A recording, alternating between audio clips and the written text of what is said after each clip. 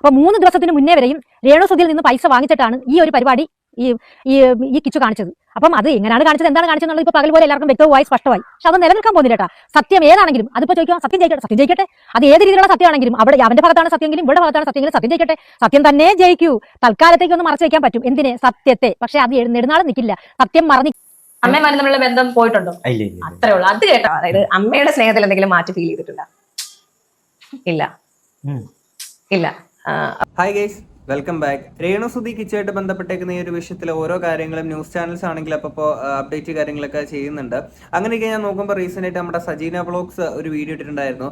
നമ്മുടെ രേണുസുതിയുടെ ഏറ്റവും അടുത്തൊരു സുഹൃത്താണല്ലോ സജീന വ്ളോഗ്സ്. പുള്ളിക്കാരി പറയുന്ന ഒരു കാര്യം എന്താണെന്ന് വെച്ച് കഴിഞ്ഞാല് കിച്ചുവിന് രേണുസുതി അപ്പപ്പോ ഇതുപോലെ പോക്കറ്റ് മണി കാര്യങ്ങളൊക്കെ കൊടുക്കാറുണ്ട്. അതുകൊണ്ട് രേണുസുതിക്ക് ഭയങ്കര സ്നേഹമാണ്. പൈസ കൊടുക്കുന്നത് അതിന്റെ അർത്ഥം എന്ന് പറഞ്ഞ സ്നേഹമാണ്, പൈസയാണ് സ്നേഹം എന്നുള്ള ഇതിലൊക്കെ തന്നെയാണ് പുള്ളിക്കാരി പറയുന്നത്.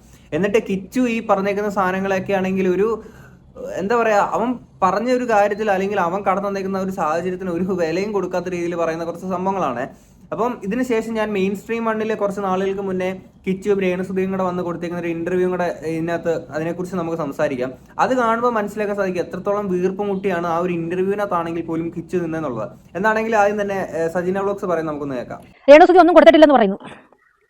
ഈ മാസം 24-ാം തീയതി 24 ഇത് കണ്ടപ്പോൾ ഞാനും ഞെട്ടിപ്പോയി. ഇങ്ങനെ ഞാൻ ഇത് മാത്രമല്ല, ഞാൻ രേണുവിന്റെ വീട്ടിൽ ഒരു 3 പ്രാവശ്യത്തോളം പോയിട്ടുണ്ട്. 2 പ്രാവശ്യം പോയത് ബിഷപ്പിന്റെ കേസ് സംബന്ധിച്ചും, അല്ലാതെ 1 പ്രാവശ്യം പോയത് നമ്മുടെ വർക്കിനെ സംബന്ധിച്ചുമായിട്ട് 3 പ്രാവശ്യം ഞാൻ പോയിട്ടുണ്ട്. ഈ 3 പ്രാവശ്യം ഞങ്ങൾ അവിടെ ചെന്നിരിക്കുന്ന സമയത്ത് 1 പ്രാവശ്യം ശ്രീതു ഉണ്ടായിരുന്നു. ചെന്നിരിക്കുന്ന സമയത്തൊക്കെ കിച്ചുവിന്റെ ഫോൺ വരും. അപ്പം തന്നെ രേണു ഫോൺ എടുക്കും. അമ്മ ചിലരെല്ലാം ഉണ്ടാ സ്പീക്കറിലായിരിക്കും, ഞങ്ങൾ കേൾക്കട്ടെന്ന് വിചാരിച്ചുകൊണ്ട് അവൾ സ്പീക്കറിൽ തന്നെ ഇടുന്നത്. അമ്മ ചിലരെല്ലാം ഉണ്ട്, ഉണ്ട്, ഇപ്പോൾ അയച്ചുതരാം. ഈ ടോക്കാണ് ഞാൻ കേട്ടിട്ടുള്ളത്. ഞാനത് വീഡിയോയിൽ കൊടുത്തേക്കാം. ലാസ്റ്റ് അവൾ അയച്ചിരിക്കുന്നത് 24-ാം തീയതിയാണ്, മാർച്ച് 24. ഇത് ഇന്നത്തെ തീയതി 29.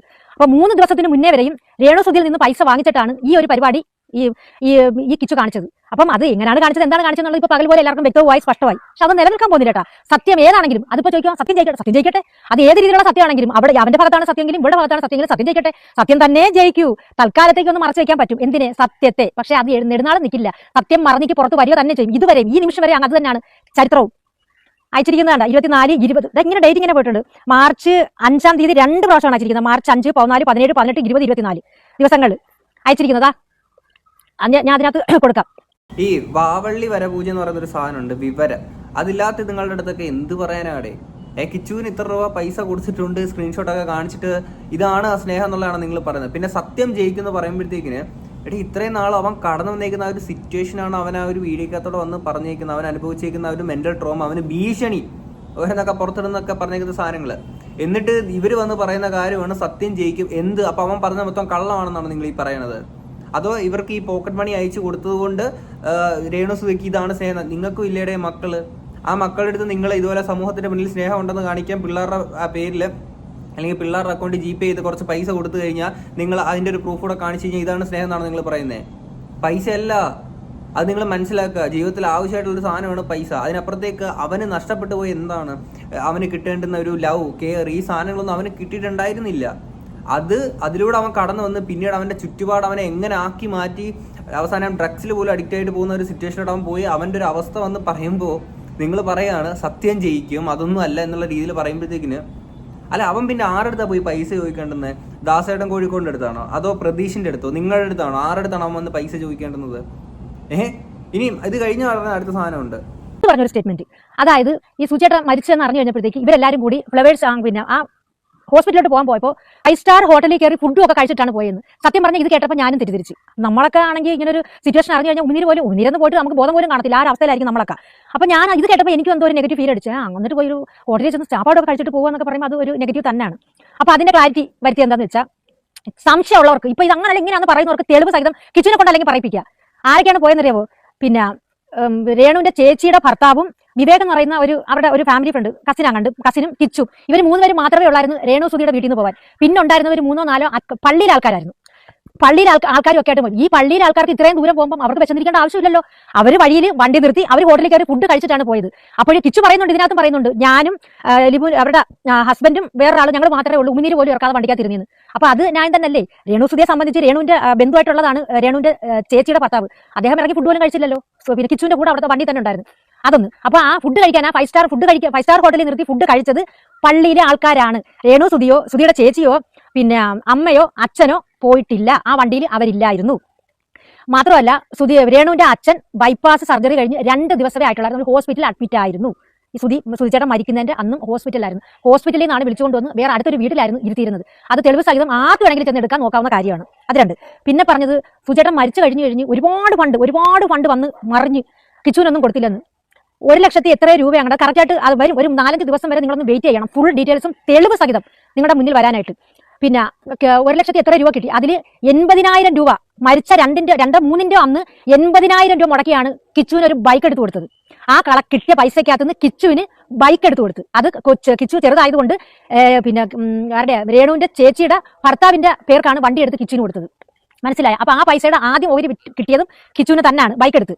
പിന്നെ പറഞ്ഞല്ലേ, പിന്നെ ഏതായിരുന്നു പിന്നെ ഇതിന്റെ ഇത് അടക്കിയതിന്റെ ചടങ്ങുകളും പള്ളിയിൽ അത് പന്തലിട്ടതും ഇതിന്റെ എല്ലാം കൂടെ ചെലവായിട്ട് 1,80,000 രൂപയുടെ തുണ്ട് കൊണ്ടുവന്ന് കിച്ചുവിന്റെ കയ്യിൽ കൊടുത്തെന്ന്. അത് ആര് കൊടുത്തെന്നാ പറഞ്ഞ? തങ്കത്തെ രേണുവിന്റെ അച്ഛനല്ല, ഓപ്പറേഷൻ ചെയ്ത് ആ ട്യൂബ് ഒക്കെ ആയിട്ട് അടുത്ത വീട്ടിൽ ഇരിക്കുന്ന ഒരു വ്യക്തി എങ്ങനെ കൊണ്ട് കൊടുക്കും? ഈ തുണ്ട് കൊണ്ട് കൊടുക്കുന്നത് രേണുവിന്റെ ചേച്ചിയുടെ ഭർത്താവാണ്. കിച്ചുവിന്റെ കൊണ്ട് കൊടുക്കുന്നത് രേണുവിന്റെ ചേച്ചിയുടെ ഭർത്താവാണ്. അവരാണ് ഫ്ലവേഴ്സുകാരെ വിളിക്കുന്നത്. ഫ്ലവേഴ്സുകാർ പറഞ്ഞു നിങ്ങൾ നേരിട്ട് പോവുക, കാരണം ഇത്ര എമൗണ്ട് അല്ലേ, നിങ്ങൾ നേരിട്ട് ആ കടകളിൽ പോയിട്ട് കോൺടാക്ട് ചെയ്യാൻ പറഞ്ഞു. അലക്സ് എന്ന് പറയുന്ന ഒരാളെയാണ് ഫ്ലവേഴ്സിൽ നിന്ന് വിട്ടെന്ന് പറയുന്നത്. അവർ പോയി ഈ പിന്നെ രേണുവിന്റെ ചേച്ചിയുടെ ഭർത്താവ് ഇവരുടെ അടുത്തൊക്കെ പറഞ്ഞു സുചേട്ടന്റെ മോനാണ് എന്നൊക്കെ പറഞ്ഞു ഓരോ കാര്യങ്ങൾക്ക്, പന്തലിട്ടതിന്റെയും പള്ളിയിൽ അടക്കിയതിന്റെയും ഇതിന്റെ എല്ലാം ഫ്രീസർ മോർച്ചറി മേടിച്ചതിന്റെ അതിന്റെ എല്ലാത്തിന്റെയും കൂടെ ചെലവാണ് ഈ പറഞ്ഞത്. അപ്പോൾ സുചേട്ടന്റെ മോനാണെന്നുള്ള രീതിയിൽ ഇവർ സംസാരിച്ചപ്പോഴത്തേക്ക് ഇവർ ആ എമൗണ്ടുകൾ കുറച്ചു കൊടുത്ത് ആ പൈസ ഫ്ലവേഴ്സുകാരാണ് ബില്ല് പേ ചെയ്തത്. ഈ 3 സംഗതിയും നടന്ന കാര്യം തന്നെയാണ്. ഇത് ഇങ്ങനെയാണ്. ഞാനും തെറ്റിദ്ധരിച്ച് പോയായിരുന്നു. കാരണം ഒരാൾ മരണപ്പെട്ടു എന്ന് വിളിച്ച് പറയുമ്പോഴത്തേക്ക് പോകുന്ന വഴിക്ക് 5 സ്റ്റാർ ഹോട്ടലിൽ കയറി ഫുഡ് കഴിച്ചിട്ട് പോകുക എന്നൊക്കെ പറയുമ്പോൾ നമുക്ക് അക്സെപ്റ്റ് ചെയ്യാൻ പറ്റുന്ന കാര്യമല്ലായിരുന്നു. ഇതാണ് സംഭവം. പിന്നെ എൻ്റെ പൊന്നു ചേച്ചി, അഹം തന്നെ എനിക്ക് നിങ്ങളുടെ അടുത്ത് പറയാനുള്ള, ഈ സ്നേഹത്തേനെയും പൈസേനെ ഒരു ത്രാസിലിട്ട് തൂക്കല്ലേ. പിന്നെ കിച്ചു ഈ ഇതിനകത്ത് രേണുസുതി ഇതുപോലെ 5 സ്റ്റാർ ഹോട്ടലിൽ അങ്ങനെ കഴിക്കാൻ പോയി എന്നുള്ള രീതിയിൽ കിച്ചു രേണുസുതിയുടെ പേര് അവിടെ മെൻഷൻ ചെയ്തിരുന്ന കിച്ചുവിൻ്റെ വീഡിയോക്കകത്ത്. പിന്നെ ഇവർ ഈ പറയുന്നല്ലോ ഇത് പൈസയുടെ ഇവൻ പിന്നെ ആറടുത്താണ് കിച്ചു പോയി പൈസ കാര്യങ്ങളൊക്കെ ചോദിക്കേണ്ടുന്നത്?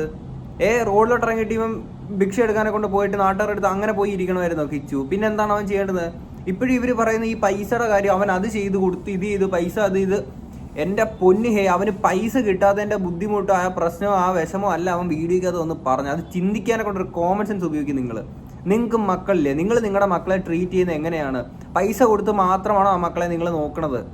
പിന്നെ ഇത്രയും കിച്ചു വന്ന് പറഞ്ഞപ്പോഴത്തേക്കിന് ഒരു മര്യാദ ഇല്ലാത്തിട്ട് നിങ്ങൾ ഇങ്ങനെ പറയുന്നുണ്ടല്ലോ. ഇനി കുറച്ച് നാളുകൾക്ക് മുന്നേ കിച്ചുവും രേണുസുതിയും കൂടെ മെയിൻ സ്ട്രീം ആണ് കൊടുത്തേക്കുന്ന ഒരു ഇന്റർവ്യൂ ഉണ്ട്. അതിനകത്ത് പോലും കിച്ചു നിന്ന് വീർപ്പ് മുട്ടുന്ന നിങ്ങൾക്ക് കാണാൻ സാധിക്കും. എന്താണെങ്കിലും അതിനകത്തുള്ള കുറച്ച് ഭാഗങ്ങൾ ഇങ്ങോട്ട് പ്ലേ ചെയ്യാം. എല്ലാവർക്കും അറിയാം, അവന്റെ ആൾക്കാർക്കൊക്കെ അവനെ അറിയാം, കൂട്ടുകാർക്ക് എല്ലാവർക്കൊക്കെ അറിയാം. ഞങ്ങൾ ദിവസേന വിളിക്കാറുണ്ട്, ആവശ്യങ്ങൾക്ക് വിളിക്കാറുണ്ട്, സംസാരിക്കാറുണ്ട്. ഇവൻ എന്തെങ്കിലും ഒരു ആവശ്യം പറഞ്ഞാൽ എന്നെ കൊണ്ട് കഴിയുന്ന പോലെ ഞാൻ അവന് ചെയ്ത് കൊടുക്കാറുണ്ട്, അമ്മയെന്ന നിലയിൽ. അങ്ങനെ ഒക്കെ ഉണ്ട്. ഞങ്ങൾ എന്തിനാണ് അതൊക്കെ പബ്ലിക്കായിട്ട് പറയുന്നത്? ആവശ്യമില്ലല്ലോ. ഒരു കുടുംബ ബന്ധത്തിലെ കാര്യങ്ങൾ പബ്ലിക്കായിട്ട് ഇവൻ പറഞ്ഞിട്ട് എന്നാ നേടാനാണ്? അതെ, ഒന്നും പബ്ലിക്കായിട്ട് പറയാറില്ല. അതുകൊണ്ടാണ് ഇപ്പൊ ഇവർക്കെല്ലാം സ്ക്രീൻഷോട്ട് വരെ ഞാൻ മകൻ ഇത്ര രൂപയാണ് അയച്ചു കൊടുത്തതെന്നൊക്കെ പറഞ്ഞുകൊണ്ട് അയച്ചു കൊടുത്തേക്കുന്നത്. അതുകൊണ്ട് പബ്ലിക്കായിട്ടൊന്നും പറയാറില്ല. ബാക്കി കൂട്ടുകാർ വഴി ഇതൊക്കെ പുറത്തോട്ട് വിടാറേ ഉള്ളതല്ലേ. എന്താണെങ്കിലും കൊള്ളാം. ഇവരൊക്കെ വിചാരിക്കുന്ന പൈസ കൊടുക്കുമ്പോഴത്തേക്കിനും അത് സ്നേഹം ടാലിയായി പോയി എന്നുള്ളതാണ് ഇവർ വിചാരിക്കുന്നത്.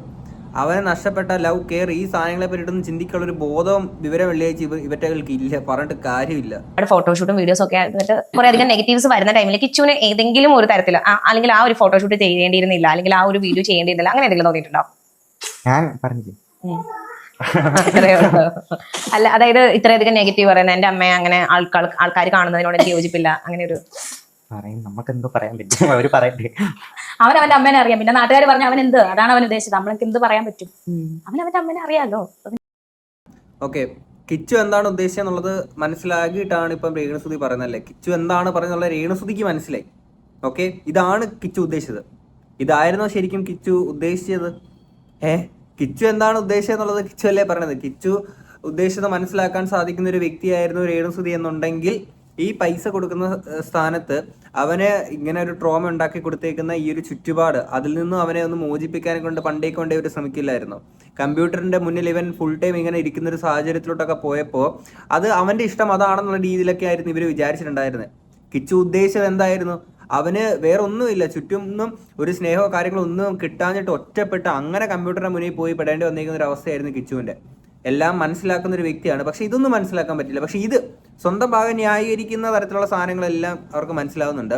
അപ്പം ഇത് പറയുമ്പോൾ ഇതിനകത്ത് ഇപ്പോൾ ഇവരുടെ സബ്സ്ക്രിപ്ഷൻ ഈ പരിപാടികൾ എടുത്തിട്ട് ഇതിനകത്തൂടെ എക്സ്പോസ് ചെയ്തുള്ള കുറേ സംഭവങ്ങളൊക്കെ ഇവർ കഴിഞ്ഞ ദിവസങ്ങളിൽ ഞാൻ തീർന്നു പോവുകയാണെന്ന് പറഞ്ഞിട്ട് തൊട്ട് പുറകെ നിങ്ങൾ എൻ്റെ ഇത് എക്സ്ക്ലൂസീവ് കണ്ടന്റ് കാണാൻ സബ്സ്ക്രൈബ് ചെയ്യുക എന്നുള്ള സാധനം പറഞ്ഞ് സ്റ്റോറി ഇട്ടേക്കുന്ന വ്യക്തിയാണ് പുള്ളിക്കാരി. ഓക്കെ, അപ്പം ഇതൊക്കെ കിച്ചുവിനാണെങ്കിൽ ഇവർക്കൊക്കെ ഭയങ്കര സന്തോഷം ഉണ്ടാക്കുന്ന കാര്യങ്ങളൊക്കെ തന്നെയാണ്.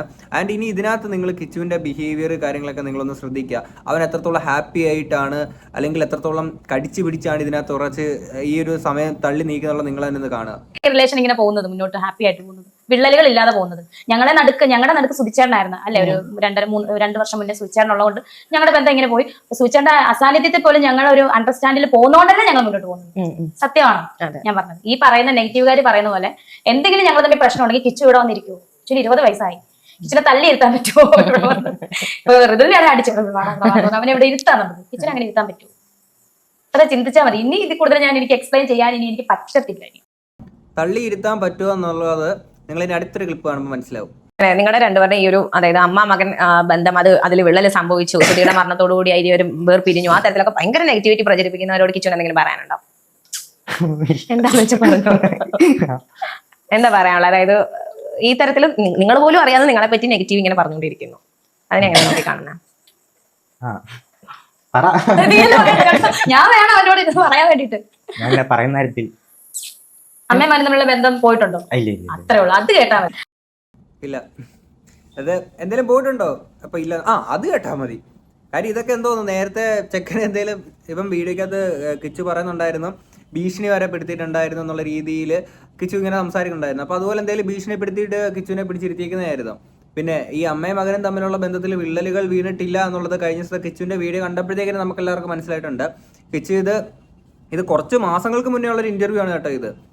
അതിനകത്ത് ഇത് പറയുമ്പോൾ കിച്ചു വീഡിയോക്കകത്ത് പറഞ്ഞ ആദ്യ സമയങ്ങളിൽ രേണു എന്ന് പറയുന്ന ഇപ്പോഴത്തെ നിലവിലെ അമ്മയുടെ ഭാഗത്തുനിന്ന് ആ ഒരു സ്നേഹവും കാര്യങ്ങളൊക്കെ ഉണ്ടായിരുന്നു. പിന്നീട് ഉണ്ടായിരിക്കുന്ന ഒരു ചേഞ്ചിനെ പറ്റിയിട്ട് കിച്ചു അവിടെ പറഞ്ഞിട്ടുണ്ടായിരുന്നു. അപ്പോൾ ഇത് കുറച്ച് മാസങ്ങൾക്ക് മുന്നേ ഉള്ള ഇന്റർവ്യൂ ആണിത്. അപ്പോൾ ആ സമയത്ത് പോലും ഇതുപോലെ അവനെ തന്നെ ഫേക്ക് ചെയ്തുകൊണ്ട് പറയേണ്ടുന്ന ഒരു നിസ്സഹായ അവസ്ഥയായിരുന്നു കിച്ചനുണ്ടായിരുന്നത്. അതായത് അച്ഛൻ മെയിൻ എന്താ പറയാ, എല്ലാരും അറിയാൻ ആഗ്രഹിക്കുന്ന ഒരു ചോദ്യം കേട്ടോ. അതായത് അമ്മയുടെ സ്നേഹത്തിൽ എന്തെങ്കിലും മാറ്റം ഫീൽ ചെയ്തിട്ടുണ്ടോ? ഇല്ല. അപ്പൊ ഒരു മാറ്റം ഉണ്ടായിട്ടില്ല, നമുക്ക് എല്ലാവർക്കും അത് മനസ്സിലായിട്ടുള്ളതുമാണ്. പോലും ഇതിനൊന്നും അങ്ങനെ ആർക്കും സംസാരിക്കും, റൂമിൽ തന്നെ ഇങ്ങനെ ഇരിക്കുന്നത്, കമ്പ്യൂട്ടർ ഇങ്ങനെ ഇരിക്കും. അച്ഛനുള്ളപ്പോഴും അങ്ങനെ തന്നെയായിരുന്നു. അച്ഛൻ ഞാൻ ഫുഡൊക്കെ കൊണ്ടുതരും. ഒരിടയ്ക്ക് അങ്ങനെ 3 വർഷം അല്ലേ, കൊറോണ ടൈം ഫുള്ളും 2 വർഷം ഫുഡൊക്കെ അങ്ങോട്ട് കൂടി എന്തെങ്കിലും പറയട്ടെ, കിച്ചു ഊറിയിലോട്ട് കിച്ചു ഓക്കെ ശരി അല്ലെങ്കിൽ ചെറിയ ഞങ്ങൾ പുറത്ത് പോകും അല്ലേടാ, ഞങ്ങൾ പുറത്താകുമ്പോ അച്ഛൻ പൊക്കോ, ഋതപ്പിനായിട്ട് പൊക്കോ, വല്ലപ്പോഴും അടവിലും മുറിയത് കാണും. ഒരിടയ്ക്ക് അതായിരുന്നു കൊറോണ ടൈമിൽ ഫുള്ളും അങ്ങനെയാണ്. അത് കഴിഞ്ഞിട്ടാണ് മാറിയത്, ചേഞ്ച് ആയത്. അതിന് മുന്നത്തെ കാര്യമാണ് കളിയും ചിരിയൊക്കെ കേട്ടത്. അതായത് കൊറോണ ടൈമിലാണ് ഒരു മാറ്റം വന്നത്. ആണോ? അച്ഛൻ പറയാറുണ്ടായിരുന്നു ഇങ്ങനെയൊന്നും ആവല്ലേടാ, അങ്ങനെയൊക്കെ പറയാറുണ്ടായിരുന്നു. അച്ഛൻ ഇവന്റെ ഇഷ്ടമാണ്, അങ്ങനെയാണ്. സുചേട്ടൻ അല്ലാതെ ഇവന്റെ ഇഷ്ടത്തിന് എതിരായിട്ട് ഇന്ന് വരുന്നില്ല. ഇവന്റെ ഇഷ്ടമാണ് സുചേട്ടൻ പറയാനാണ് എനിക്കിഷ്ടം. പിന്നെ ഇവന്റെ ഇഷ്ടത്തിന് ആരും എതിര് നിന്നിട്ടില്ല, അന്ന് നിന്നിട്ടില്ല, ഇന്ന് നിന്നിട്ടില്ല, നാളെ തൊട്ട് നിൽക്കത്തില്ല. കിച്ചു പറയുന്ന എല്ലാം മനസ്സിലാക്കാൻ പറ്റുന്ന അല്ലെങ്കിൽ കിച്ചു ഉദ്ദേശിക്കുന്നത് മനസ്സിലാക്കാൻ സാധിക്കുന്ന ഒരു വ്യക്തിയാണ് രേണുസുതി. എന്നാൽ അവന് കമ്പ്യൂട്ടറിന്റെ മുന്നിൽ അങ്ങനെ ഒറ്റപ്പെട്ട് നിൽക്കേണ്ടി വന്നേക്കുന്ന ആ ഒരു സാഹചര്യം എന്ത് എന്നുള്ളത് മനസ്സിലാക്കാൻ മാത്രം ഇവർക്ക് സാധിച്ചില്ല. അതെന്തോന്നടേ ഇപ്പം കൊല്ലം സുധി മരണപ്പെട്ടു പോയിരിക്കുന്ന ഒരു വ്യക്തിയാണ്. അങ്ങനെ ഒരാളെ പറ്റിയിട്ട് പറയുന്നത് മോശമാണെന്നുള്ളത് എനിക്കറിയെങ്കിലും പറയാണ്ടിരിക്കാൻ പറ്റില്ല. കഴിഞ്ഞ വീഡിയോസിലൊക്കെ പറഞ്ഞ പോലെ തന്നെ ഇപ്പോൾ കൊല്ലം സുധി ആണെങ്കിലും രേണുസുതി ആണെങ്കിലും ഒരു അച്ഛനമ്മ എന്ന നിലയിൽ ഈ 2 പേരും ഭൂലോക പരാജയങ്ങളായിരുന്നു. ഓക്കെ, അവൻ ഇപ്പം എല്ലാം മനസ്സിലാക്കുന്ന ഒരു വ്യക്തിയാണ് രേണുസുതി. അവൻ ആ കമ്പ്യൂട്ടറിന് മുന്നിൽ ഇങ്ങനെ ഒറ്റപ്പെട്ട് ഗതികെട്ട് നിൽക്കേണ്ടുന്ന ഒരു സാഹചര്യം ഇവരുണ്ടാക്കി കൊടുത്തിട്ട് അവൻ്റെ ഇഷ്ടം അതാണ്, അതുകൊണ്ട് ഞങ്ങൾ അതിനകത്തൊന്നും പറയുന്നില്ല. അപ്പൊ അവൻ എന്തെങ്കിലും പറയാൻ വരുമ്പോൾ നിങ്ങൾക്ക് അത് ശല്യം, അവനൊന്നും പറയാൻ പറ്റില്ല, അതുകൊണ്ട് ശല്യമൊന്നുമില്ല എന്നുള്ള രീതിയിലാണോ നിങ്ങളെല്ലാം വിചാരിച്ചിട്ടുണ്ടായിരുന്നത്? കുറച്ച് കഷ്ടപ്പെടെ ആ ചെക്കൻ എന്തോരം സ്ട്രഗിൾ ചെയ്ത് എന്തോരം അനുഭവിച്ച്, എന്നിട്ട് അവൻ അനുഭവിച്ച കാര്യങ്ങളൊന്ന് തുറന്ന് പറയുമ്പോഴത്തേക്കിന് ഈ സജിന വ്ളോഗ്സ് ഇവരൊക്കെ വന്ന് പറയുകയാണ് സത്യം ജയിക്കും, അവൻ പറയുന്നത് കണ്ടോ ഇത്ര രൂപ അയച്ചു കൊടുത്ത് ഇവൻ, എന്നിട്ട് എന്തിനാണ് ഈ ചെറുക്കം വന്ന് പറഞ്ഞത്? ഇപ്പം രേണുസുതിനെ സപ്പോർട്ട് ചെയ്യുന്ന ആൾക്കാർ വന്ന് പറയുന്നതാണ് കിച്ചു എന്തിനാണ് വന്ന് പറഞ്ഞത്. കിച്ചു പിന്നെ എന്താണ് ചെയ്യേണ്ടത്? കിച്ചു എന്താ ചെയ്യേണ്ടത്? സഹിക്കുന്നതിനും ക്ഷമിക്കുന്നതിനും നമ്മൾ ഈ ക്ഷമയുടെ നെല്ലിപ്പലക എന്ന് പറയുന്നൊരു സാധനം ഉണ്ടല്ലോ, അതിന്റെ അങ്ങേയറ്റം ഇളകി കിടക്കാണ് ആ ചെക്കൻ്റെ. കുറെ നാളായിട്ട് ഈ പറയുന്ന ഈ ഒരു ഭീഷണി കാര്യങ്ങൾ, ഓരോ സാധനങ്ങൾ പുറത്തോട്ട് വരുമോ എന്നുള്ള പേടി കാര്യങ്ങളൊക്കെ ആയിട്ട് അവൻ ഡ്രഗ്സിലോട്ട് പോയേക്കുന്ന കാര്യങ്ങളൊക്കെ അവൻ പറഞ്ഞില്ലേ. കൂട്ടുകാർ അമ്മമാര് പോലും അടുപ്പിക്കാത്തൊരു സാഹചര്യത്തിലോട്ടൊക്കെ അവൻ പോകുമ്പോഴത്തേക്കിന് ലൈഫിൽ വീണ്ടും ആ ഒരു ട്രോമയുടെ എണ്ണം കൂടിക്കൊണ്ടിരിക്കുകയാണ്.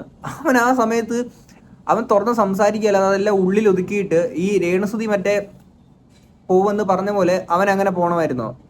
അതാണ് ഈ പറയുന്ന രേണുസുതിയുടെ ബ്ലൈൻഡ് ആയിട്ട് സപ്പോർട്ട് ചെയ്യുന്ന ആൾക്കാർ പറയുന്നൊരു കാര്യം. കുറച്ച് കഷ്ണം എന്താണെങ്കിലും ഇത്രയും കേട്ട് നിങ്ങൾക്ക് എന്താ തോന്നുന്നുള്ളത് തീർച്ചയായിട്ടും കമന്റ് ബോക്സിൽ പറയാം. ഞാൻ കുറച്ചൊരു ട്രാവലില് കുറച്ച് കറക്കം കാര്യങ്ങളായിട്ടൊക്കെ ഇറങ്ങിയാണ്, അതാണ് ഇങ്ങനെ ഇരുന്ന് വീഡിയോ എടുക്കുന്നത്. അപ്പോൾ നമുക്ക് അടുത്തൊരു വീഡിയോ കാണാം. അപ്പോൾ ശരി, ബൈ.